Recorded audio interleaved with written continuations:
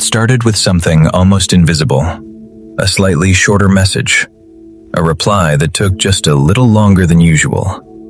Then one night, nothing. And she sat there in the dark, phone in hand, asking the question that would keep her awake until 3 in the morning. What did I do wrong? What you're about to hear is not a love story. It's the truth that no one ever tells you about what actually goes on inside a man's mind when he starts to pull away. Her name is Sarah, 28.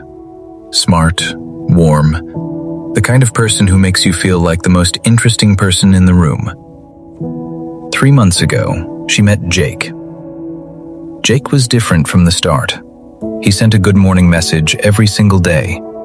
He remembered the small things she'd mentioned only once. He made plans, and he kept them. And Sarah, for the first time in a long time, felt safe with someone. She told her closest friend, "I think this one is real."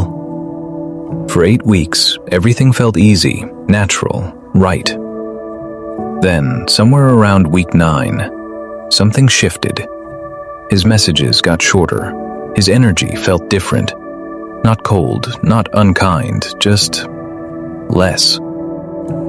And Sarah felt it straight away, the way you sense a change in the weather before a single drop has fallen. The first sign was small. He used to reply within minutes, now it was hours. She told herself, he's just busy. Work is stressful, it means nothing. But she started watching her phone, checking whether he'd seen her message, waiting. And the waiting felt unbearable. Here's something most people never talk about. When someone we care about goes quiet on us, it doesn't just feel uncomfortable. It feels like a threat. Our minds go into overdrive. We replay every conversation. We search for the moment we said the wrong thing. We look for any explanation that makes the silence make sense. That's not weakness. That's not obsession. That is simply being human. That Saturday afternoon, she sent him a message. "Hey, is everything all right?" 2 hours later, he replied, "Yeah, just tired. Sorry." 4 words. She read them 12 times. She sent a screenshot to her closest friend. She analyzed every syllable. Because something in her gut was telling her, this is not just tiredness. And she was right. Because what was actually happening inside Jake's mind, she had absolutely no idea. And nobody had ever thought to explain it to her. Jake wasn't pulling away because he'd lost interest. He was pulling away because something inside him had quietly shifted. Something he probably couldn't have put into words if he tried. Here is what most people are never told about how men experience early relationships. In the beginning, a man is fully in the chase, focused, energized, reaching toward you.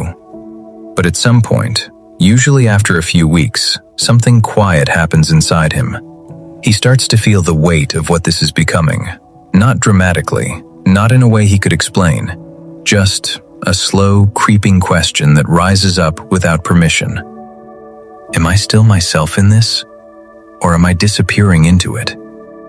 Most men cannot put that feeling into words, so instead of talking about it, they do the only thing that feels instinctively right. They create space. They slow down, go quiet, pull back a little. Not because they don't care, not because they've lost interest, but because they are trying, quietly, clumsily, to find their footing again. It is not a decision made against you. It is not cruelty. It is not rejection. It is what happens when a man starts to feel like the relationship is beginning to define him, instead of him freely choosing it. And here is where it becomes painful. Because the moment Jake pulled back, Sarah did exactly what felt right to her. She reached out more. A funny meme, a photo from somewhere they'd talked about visiting. Then a longer message. Did I do something wrong? She was trying to reconnect, to remind him what they had. To her, that was love. But to Jake, every message felt like more pressure. More confirmation that the space he was quietly craving was simply not available. So he pulled back even more. This is one of the most heartbreaking patterns in modern relationships. One person feels something is wrong and reaches out more. The other feels overwhelmed and pulls back more. And both of them are just trying to feel okay. Neither one is the villain. They just never learned how the other one works. I want to stop here for just a moment, because I know some of you watching right now, you're not just watching Sarah's story, you are living it. And if that's you, I want you to hear this before we go any further. What you're feeling makes complete sense. What happened to you did not happen because you are too much, or not enough, or because you did something wrong. It happened because no one ever explained what was actually going on the other side. Let's talk about that now. There are two things happening in this situation that most people never clearly see. The first is this. When you chase someone who is pulling back, you accidentally push them further away. Not because you did anything wrong, but because the more you reach, the more the other person feels trapped. Think of it like holding a handful of sand. The tighter you grip, the faster it slips through your fingers. Your reaching feels like love, but on the other side, it lands as pressure, and pressure makes people run. The second thing is this. When someone gives you mixed signals, warm one day, distant the next, your mind gets stuck in a loop. You are not obsessing because you are weak or broken. You are obsessing because your brain is trying to solve an unsolved problem. Hot, then cold. Close, then distant. Present, then gone.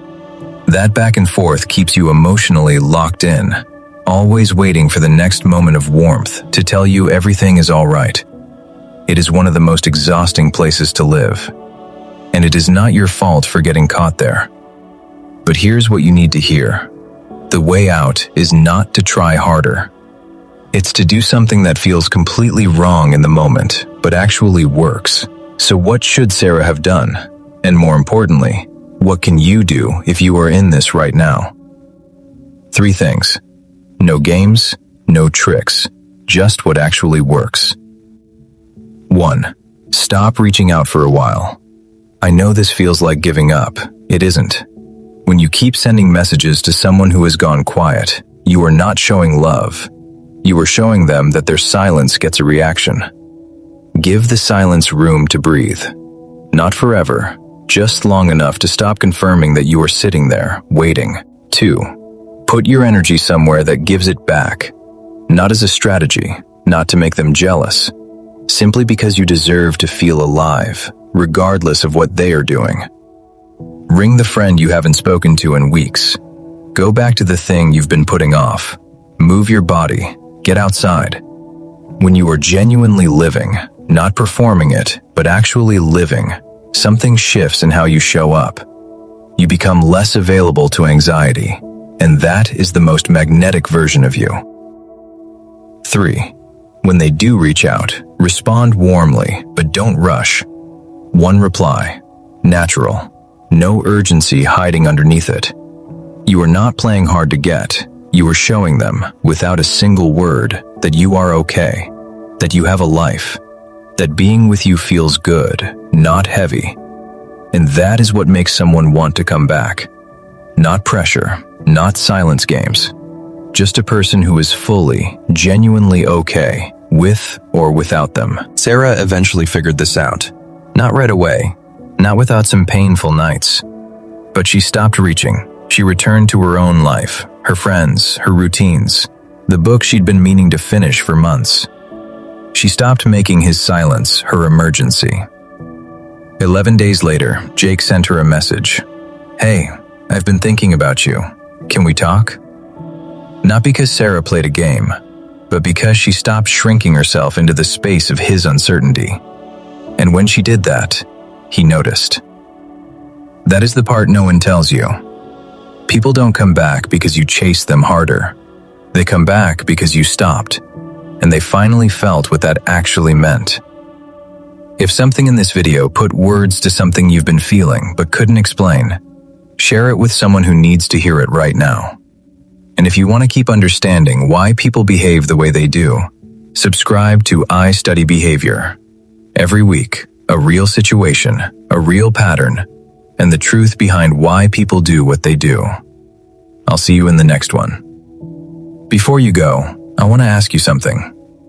Have you ever had a day where everything looked completely fine on the outside, but something inside you kept quietly saying, something is off? You couldn't name it. You couldn't explain it. You just felt it.